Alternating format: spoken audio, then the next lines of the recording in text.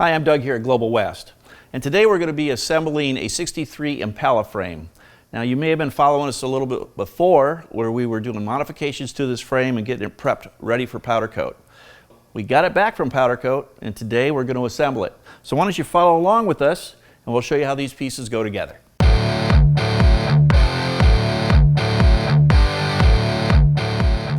One of the first things we're going to do when assembling this is we're going to put the VTC-94 kit. The VTC-94 kit replaces the stock factory bracket on the upper control arm, which goes here. Now if you'll notice we have 3 holes in here. That's for changing the position of the upper control arm, which in a sense is going to change your anti-squat. You may want to adjust that depending on your ride height. When installing the VTC-94, you'll notice that we're putting the head of the bolt on this side with the washer and it goes through the frame towards the back. We don't want the bolt with the nut coming this direction because it could interfere with the upper control arm. The next step will be installing the lower control arm. If you'll notice there's a bearing in there and that bearing goes to the frame side. It's kind of impossible to put the arm on backwards. Our next step, as you can see, we got the lower control arms on, rear end's attached, and now we're going to go ahead and install these uppers. Now this part number happened to be a TBC-97, and if you notice it's got a pretty good size hump right here. That's because we're using a 9-inch rear end, and we need to have more clearance.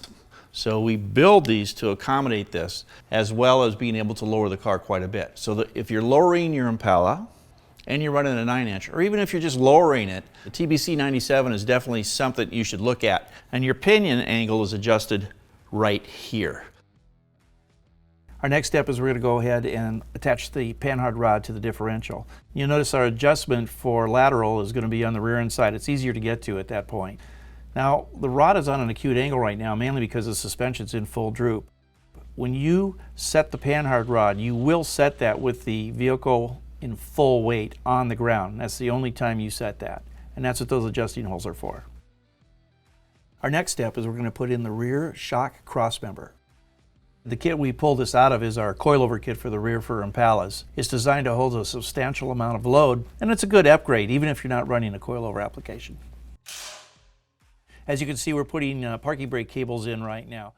Now we make these here specifically for the Impala. There's something that we came up with for the Moser rear ends because we do so many of them. It's a nice clean setup. Well, we've been putting this whole rear suspension together and I thought, you know what? I need to take a minute to show you why we do a couple of things. Because we have those spherical bearings in the control arm and they're always on the frame side, on the lowers, and on the uppers. On the rear end side, we actually use rubber.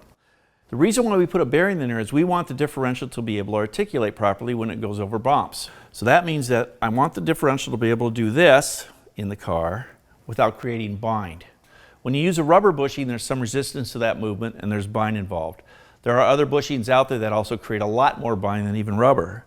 But when you use this bearing system like we do, we eliminate the bind, and that's going to help several things. One is it's going to improve your ride, and number 2, it's going to improve your handling. Look at how easy this differential pivots. And that's exactly what we want.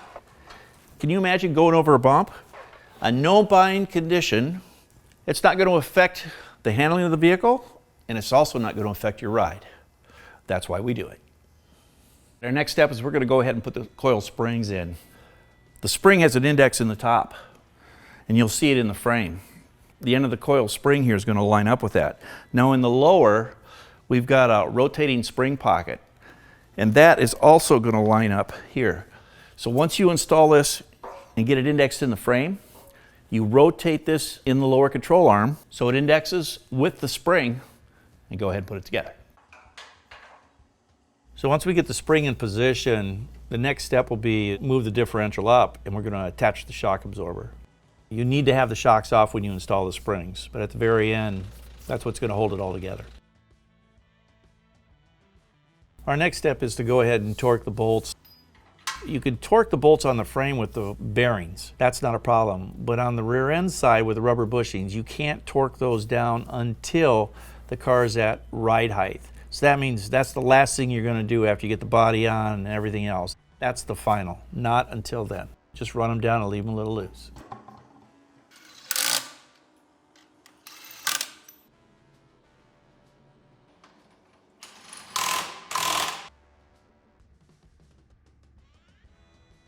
Well, now as you can see, we got the rear end pretty well locked up. We're going to move to the front end, and we're going to start with these upper control arms. It's a CTA-84A.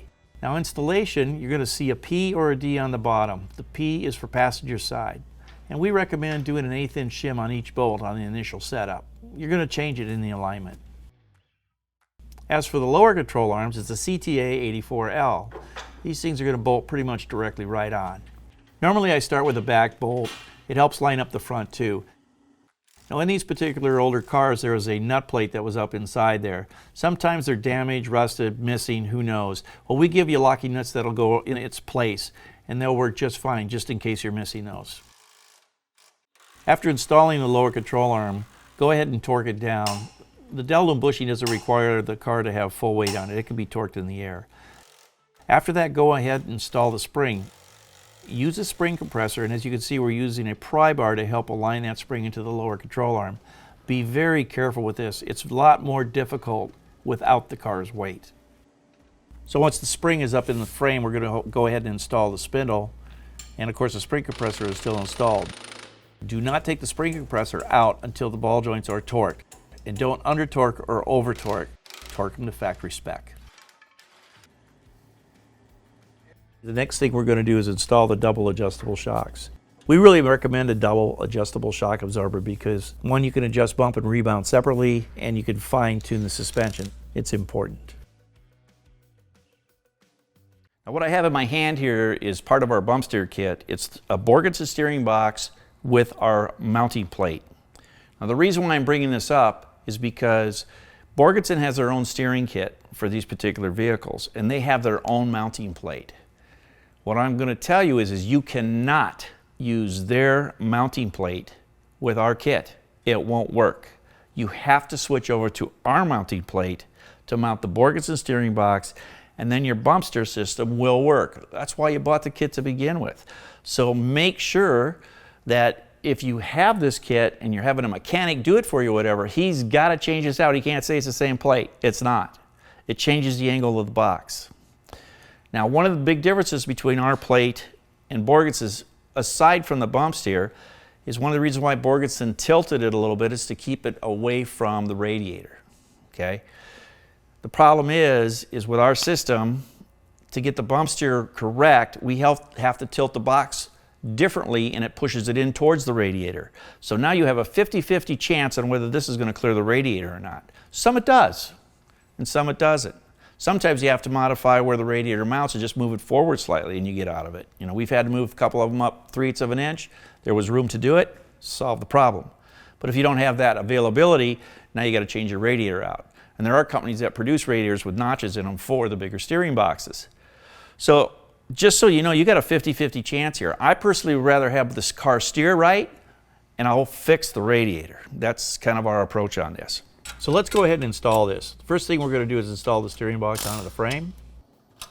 Then we're going to go ahead and put the idler arm on, and then we'll install the center link. Go ahead and tighten everything down and then torque after everything is assembled. Now let me show you something here. This here has a notch in it, the center link. This is for our GS9 kits, which is for the 409 oil pan or LS engines. Now what we decided to do is instead of having two separate kits, there's now only one kit. So the GS9 center link comes with all of our kits that we offer for the 59 through 64 Impalas. There's no two numbers now, so you don't have to worry about it. We've got the clearance for any engine that you're going to put in. The next step is installing the steering coupler. It comes in the kit, and it has an intermediate shaft as well, so when you put the car together, all that's going to work. Also, we give you a sway bar. Now the sway bar goes in front of the steering box, not underneath it like the factory did. Because of our new angles, the factory bar will not work. Once all this is installed, we're ready to throw tires on it and drop it on the ground.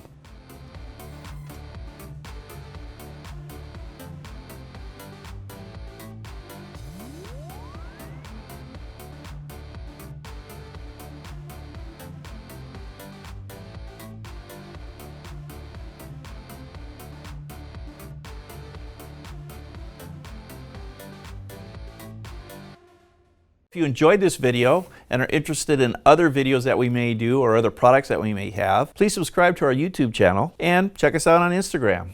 Thanks again.